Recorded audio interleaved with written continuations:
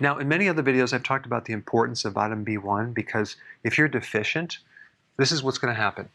The first symptom you're going to get is a type of anxiety or a nervous-like restless feeling, which is really going to affect your ability to tolerate stress. So you're going to be a bit edgy. So restlessness, even restless leg syndrome, is a B1 deficiency. If it becomes very severe, you start developing panic attacks. The fastest way to get rid of a panic attack is to take some B1.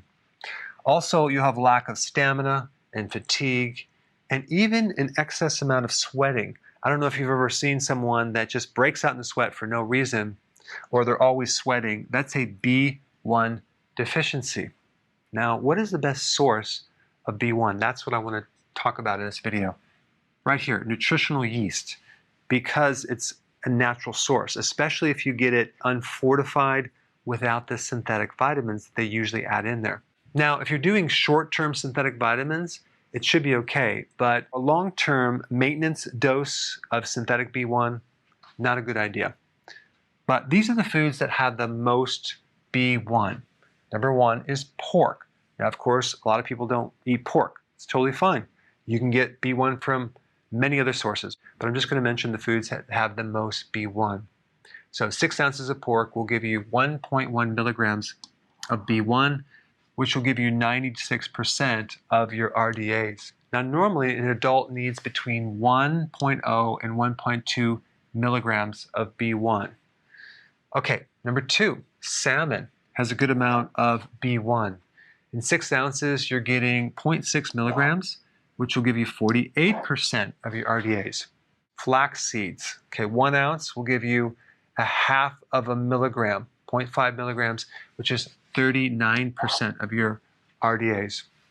Then we get to sunflower seeds.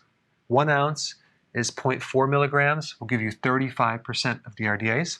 Green peas, 1 cup, will give you 0.4 milligrams, 35%. Macadamia nuts, 1 ounce, 0.3 milligrams, will give you 30%.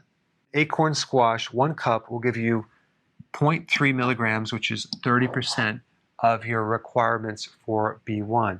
It's not just the consumption of foods that have B1, it's certain foods that you're eating or certain things that are depleting B1. Consuming refined sugars and carbohydrates severely deplete B1. Chronic stress will deplete B1. Taking diuretics depletes B1.